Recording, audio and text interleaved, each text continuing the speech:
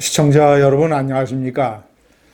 헌재는 우리나라에서 가장 머리 좋은 사람들의 집단이고 정치적인 고려를 하는 능력이 탁월하다고 여러 번 말씀드렸습니다. 헌법재판소의 재판이 정치 재판인 것은 그들이 무슨 정략이라든가 또는 진영의 논리에 좌우돼서 사실과 법리를 왜곡을 한다 이런 뜻이 아닙니다. 기본적으로 가장 기초가 되는 것은 대통령 탄핵 여부에 대한 사실과 법리의 판단. 그러나 정치성이라고 하는 것은 그것에 머무르지 않는다는 뜻입니다. 대통령 자격이 있느냐 없느냐 이 사람을 파면이나 아니면 기각을 했을 때에 어느 쪽이 더 국가적으로 이익과 손실이 큰가, 그리고 헌재 결정에 대한 사회의 후폭풍과 부작용은 어느 정도일까, 이런 점을 종합적으로 고려한다는 뜻에서 정치재판이라는 것입니다. 헌재가 선고 기일을 연기하는 것에 대해서 저는 며칠 전부터 이것은 극도의 정치적인 고려를 하고 있는 것이다. 그 핵심은 진 빼기, 김 빼기. 한국 사회에서 탄핵이냐 기각이냐 너무 갈등이 첨예하게 대립이 되어 있고 박근혜 대통령 때보다 더합니다. 그리고 그 결과에 따라서 한국 사회에 미치는 영향이 지대하기 때문에 그 충격을 최소화하고 국가를 안정적으로 가지고 갈 수 있는 방법을 헌재가 찾았고, 그것이 진 빼기 김 빼기라는 저의 논리입니다. 진 빼기는 이렇습니다. 14일 선고할 거다, 21일 선고할 거다, 이런 예상을 전부 다 뒤엎고 이제 내주로 넘어가고 있습니다. 이름으로써 이 헌재의 선고만을 기다리는 대선을 준비하고 있는 사람들이라든가 아니면 탄핵 기각을 강도 높게 외치는 세력이라든가 이런 사람들이 기다리다 지치게 만드는 것입니다. 이런 사람들의 진을 빼는 것입니다. 그래서 최근에 한국 사회에는 양대 진영 모두 탄핵이든 기각이든 빨리 선고 좀 내려라라고 하는 아우성이 클라이맥스에 이르고 있습니다.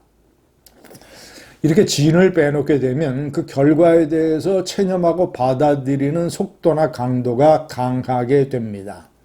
특히 8대0 파면으로 결정을 내릴 것이기 때문에 탄핵에 반대하는 세력들, 이 세력들이 저항하고 반대하고 헌재와 또는 이제 국가 사회를 공격하는 그런 어떤 물리적, 정신적 강도를 상당 부분 약화시킬 수 있습니다. 그들의 진을 빼놓는 것입니다. 두 번째는 김빼기 작전입니다. 최재해 감사원장과 그리고 검사 3인의 탄핵 기각을 먼저 발표한 것이 대표적인 김빼기 작전입니다. 보수 세력을 달래놓는 것이죠. 일단 그러면서 이 탄핵 찬성 세력에게는 탄핵 소주권이 남용된 것이 아니다라고 자락을 깔아 놓음으로써 걱정하지 마라, 8대0 파면이 될 것이다 라는 것을 암시를 해놓고 있는 것입니다. 양쪽 진영 모두 김빼기를 적용을 하는 것이죠. 두 번째 김빼기 작전은 한덕수 총리에 대한 탄핵안 결정을 미리 하기로 한 것입니다. 다음 주 월요일이죠. 24일. 자, 한덕수 총리의 탄핵안은 기각될 것이 뻔합니다. 왜냐? 그가 계엄에 적극적으로 동조하지 않았다라는 것들이 여러 가지 정황과 증거가 나와 있기 때문입니다. 자, 그러면 한덕수 총리를 기각을 해서 대통령 권한대행 자리로 복귀시켜 놓고 그러면 자연스럽게 최상목 권한대행에 대한 탄핵 얘기가 없어지게 되고, 그러면 상당히 대내외적으로 한국이 안정을 찾아가고 있다라는 이미지를 줄 수 있고, 한덕수 총리 탄핵을 기각을 해서 보수 세력을 또 한 번 제2차적으로 달래놓고, 그리고 나서 며칠 있다가 또는 금방 윤석열 대통령에 대한 8대0 파면을 때리게 되면 그 충격이 상당 부분 완화되는 일종의 완충장치로서 한덕수 탄핵 기각을 활용하게 될 것입니다. 헌재가 얼마나 머리가 좋은지 아실 수 있겠죠. 자, 그리고 세 번째 정치적인 계산은 이재명 대표에 대한 2심 선고 3월 26일에 가깝게 하거나 아니면 그 직후에 하거나 전후에 함으로써 윤석열 대통령의 탄핵 기각이냐 파면이냐 이것에 사회적 관심의 열기를 분산시키는 것입니다. 이재명 대표가 만약에 유죄가 다시 확정된다면 이 탄핵 반대 세력은 이재명 대표에 대한 대법원 선고를 빨리 해라라는 목소리 쪽으로 상당 부분 이동하게 될 것입니다. 탄핵을 무효다, 탄핵 반대를 계속 외치는 이런 것들은 현실적으로 물리적으로 줄어들게 될 것입니다. 시청자 여러분, 만약에 이재명 2심에서 이 무죄 또는 피선고권이 유죄되는 판결이 나와서 야당 좌파 세력에게 엄청난 환호가 주어지게 된다면 그때는 헌재가 윤석열 대통령에 대한 8대0 파면 이것을 그 전후로 해서 함으로써 상황을 빨리 종결시켜서 이제 조기 대선 쪽으로 사회적 관심을 확 끌고 가는 그런 효과도 거둘 수가 있을 것입니다. 시청자 여러분, 마지막으로 이 헌재 결정에 대한 사회적 후폭풍에 대한 헌재의 고려.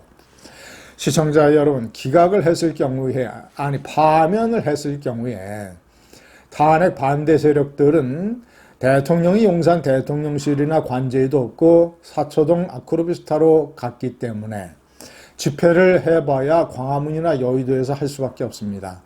거기서 탄핵 반대, 탄핵 무효를 외쳐봐야 찻잔 속의 태풍입니다.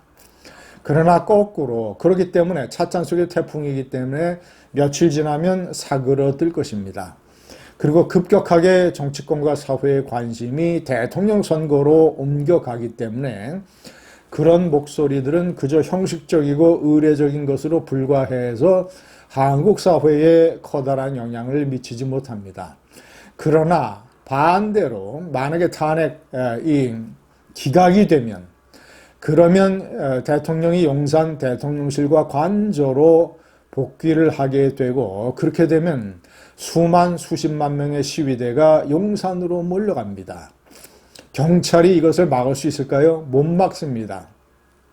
이미 경찰은 계엄의 때에 경찰이 이용당해서 얼마나 경찰의 위상이 추락되고 경찰 지휘부가 구속 기소되고 그리고 무엇보다도 대통령 자격이 없다라고 생각하는 경찰들이 많기 때문에 대통령 물러나야라고 외치는 수십만 명의 이 시위대 돌격을 경찰이 결코 막을 수가 없습니다. 그러면 용산이 뚫리게 되고 대통령은 끌려 내려오게 됩니다. 대통령은 계엄령도 못합니다. 계엄령 해봐야 군이 움직이지 않을 것입니다. 국무회의가 계엄령을 찬성하지도 않을 것입니다. 때문에 헌재의 이런 사회적 후폭풍에 대한 정치적인 고려 모든 것이 다 합쳐져서 8대0 파면만이 임박하고 있습니다. 감사합니다.